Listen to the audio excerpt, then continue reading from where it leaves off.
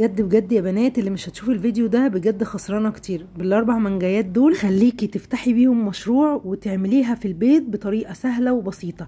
حتى لو مش هتفتحي بيها مشروع تقدري تعمليها لاولادك، وهتوفري اكتر من 400-500 جنيه في الوقت اللي احنا فيه. هتتصدمي لما تلاقي ان الصينيه او المقدار اللي احنا هنعمله مع بعض ده بتمن قطعه واحده من بره. فعايزه اقول لكم بجد الفيديو ده في اسرار وحاجات كتيره وافكار تقدري ان انت تعمليها وتنفذيها وتبداي مشروعك من البيت بطريقه سهله وبسيطه. يلا بينا ندخل ونسمي بسم الله ونصلي على رسول الله عليه افضل الصلاه والسلام ونشوف هنعمل ايه. يلا بينا. واول حاجه معايا في بوله كده تكون ناشفه معانا هنزل ب3 بيضات. هنزل بعد كده عليهم بالفانيليا وكمان بكوبايه من السكر. هقلب الخليط كويس وبعد كده هبتدي ان انا اضربه بالشكل ده كده بالمضرب. لو ما عندكيش مضرب تقدري تاخدي المكونات دي في الخلاط، هتبقى سهله وبسيطه معانا. هضربهم كويس لحد ما القوام يفتح كده معايا بالشكل ده. هنزل عليهم نص كوبايه من الزيت وكمان نص كوبايه من الحليب. هاجي بقى بعد كده هحط كمان معاهم كوبايتين من الدقيق، بس هنزل بيهم بالتدريج. هبتدي ان انا انزل بالدقيق زي ما حضراتكم كده شايفين، وابتدي ان انا اخلط المكونات كويس. هنزل عليهم كمان بمعلقه من البيكنج باودر، وكمان هنزل عليهم بمعلقه صغيره من النشا، وهقلب المكونات كده مع بعض او اضربها كويس جدا. هضربها بقى بالشكل ده، وهنزل عليهم كمان بنص معلقه صغيره من الخل. هقلب بقى المكونات، وبعد بقى ما حطيت المكونات دي ما ببتديش ان انا اضربهم كتير. هقلبهم كده، وبعد كده هجيب بقى الصينيه بتاعتنا، اي صينيه. انا حبيت ان انا احطهم هنا علشان اسهل عليكم الموضوع، علشان لو حبيتي تفتحي مشروع تقدري ان انت تعمليها هنا بكل سهوله في الاطباق الالومنيوم دي. هنا بقى ابتديت اديها رشه كده او دهنه من الزيت، واديها تعفيره من الدقيق علشان الكيك ما يبتديش ان هو يلزق معانا. دلوقتي هبتدي بقى انزل بالخليط بتاع الكيك بتاعنا بالشكل ده كده في قلب الصينيه. تقدري بقى تستخدمي صينيه عاديه لو انت حابه، بس انا حبيت اوريكم الفكره علشان حبايبي اي بنوته حلوه كده عايزه تعمل مشروع من البيت تقدر تعمله، او مثلا لو رايحه زياره عند حد تقدر تاخدها حاجه تحفه وشيك وسهله وبسيطه. هدخلها الفرن، بتقعد معانا بالظبط نص ساعه في الرف الوسطاني، ومبتديش ان انا افتح عليها الفرن خالص علشان الكيك ما يهبطش معانا.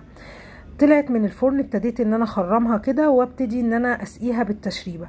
التشريبه دي عباره عن لبن حليب، ببتدي ان انا اسقيها كده بيها واسيبها شويه علشان تبرد.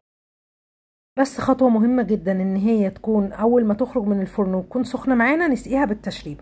هنا بقى كان عندي كنت ضاربه كده كريمه، ما رضيتش طبعا اوريكم الكريمه، طبعا سهله بتبقى بتتضرب معانا كريم شانتيه، وابتدي ان انا افردها كده على الصينيه او على الكيك بتاعنا بكل كده. ببتدي بقى بفرد كده طبقه الكريمه، وطبعا انتوا طبعا لحد دلوقتي يعني شويه عرفتوا احنا بنعمل ايه. احنا بنعمل التليريتشا او الكيك التركي او القشطوطه، يعني ليها كذا مسمى زي ما انتوا حابين.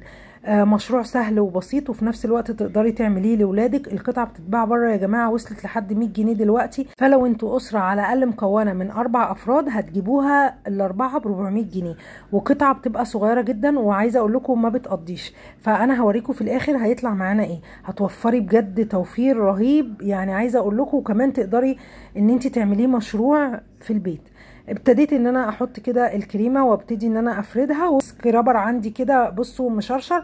ابتديت ان انا اخد كده من فوق علشان ابتدي اعملها شكلها زي ما بنجيبها من بره على طول. الخطوه دي اختياري طبعا، لو مش عندك السكرابر تقدري ان انت تعمليها بس كده بالسكينه وخلاص. هنا بقى كانت المانجا، انا استخدمت المانجا دي بتبقى طعمها حلو قوي وبتبقى مسكره، تقدروا ان انتوا تستخدموها او تستخدموا اي نوع مانجا انتوا حابين. دخلتها بقى دلوقتي التلاجة بعد ما ابتديت احط كده عليها قطع المانجا علشان تتمسك معايا، واقدر بعد كده ان انا اقطعها بكل سهوله. بصوا بقى بتتقطع معايا طريه بقى وتحفه تحفه تحفه. وهبتدي بقى اطلع لكم كده قطع علشان تشوفوا شكلها وحلاوتها عامله ازاي. بصوا بقى الجمال، والكيك بتاعنا اسفنجي وجميل، وبجد بجد طعمها خطير خطير خطير. هترطب كده على قلبكم، وفي نفس الوقت تقدروا تعملوه مشروع زي ما قلت لكم من البيت وتكسبوا كمان. بصوا القطعه ما شاء الله كبيره، اكبر كمان ما بنجيبها من بره. والكيكه بقى طريه كده وشاربه من التشريبه، بجد تحفه تحفه وطعمها خطير. عايزه اقول لكم ان انا لما عملتها عايزينها وحصل لي مشكله وعايزينها كل يوم. وصفه ناجحه وسهله وبسيطه وخطيره. يا رب يكون الفيديو عجبكم، وكنت معاكم مي امين، واستنوني في وصفات تانية جايه كتير.